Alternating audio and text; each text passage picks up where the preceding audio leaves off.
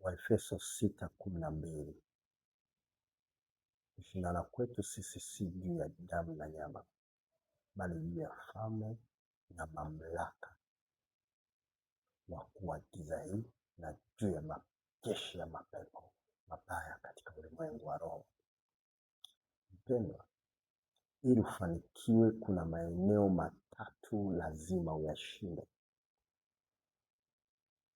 Cha kwanza anga, cha pili ardhi, cha tatu maji. Haya maeneo matatu lazima ushinde.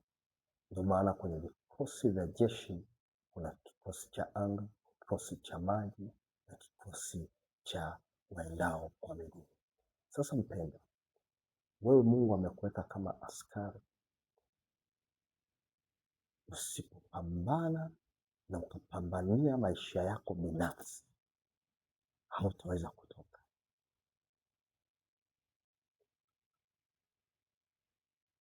Wakuu wa giza hili wanatawala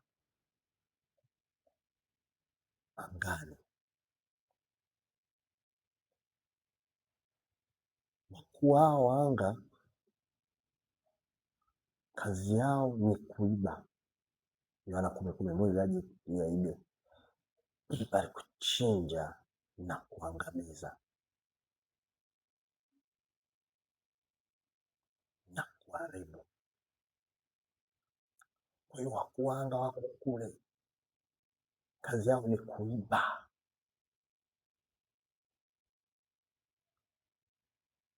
Kazi yao kule juu ni kupeleleza maisha yako, wakuu wa anga. Na wakishapeleleza wakakujua vizuri, wanatuma taarifa baharini,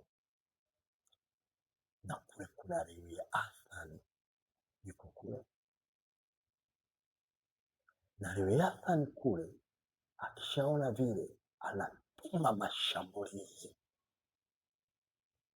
Mashambulizi yakitoka, yakija, yanakuja kwa ardhini hapa, na hapa kuna watu hapo. Hawa kazi yao ni kumalizia.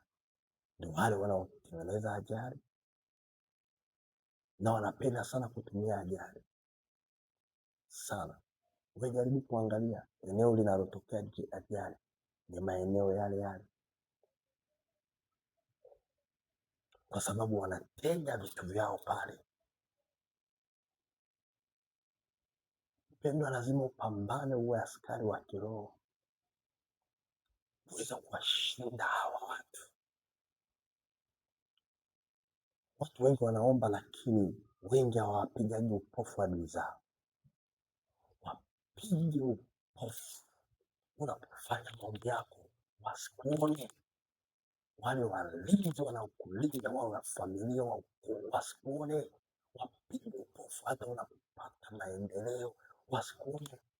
Kuna watu hawafanikiwi kwa sababu adui zenu wanawaona sehemu yoyote ile, kwa sababu wewe ni kiumbe cha kiroho. Wewe unaweza ukawa kwenye maji, unaweza kuwa kwenye nchi kavu, unaweza ukawa juu angani. Wewe ni kiumbe cha tofauti, unaweza ukaishi sehemu yoyote. Hilo ni somo lingine. Pendo, nataka nikutie moyo, endelea kupambana, omba. Kama ni nguvu za baharini zikuachie, kama nguvu za kwenye ardhi zikuachie, na kama nguvu za kwenye anga zikakuachie, kwa jina la Mwana-Kondoo. Bwana Yesu, na imekwisha kuwa na maombi haya yakawe katikati yake, na akaweze kuwashinda adui zake wote wanaopambana na maisha yake. Baba, ninaachilia upako, naachilia neema, naachilia kufunguliwa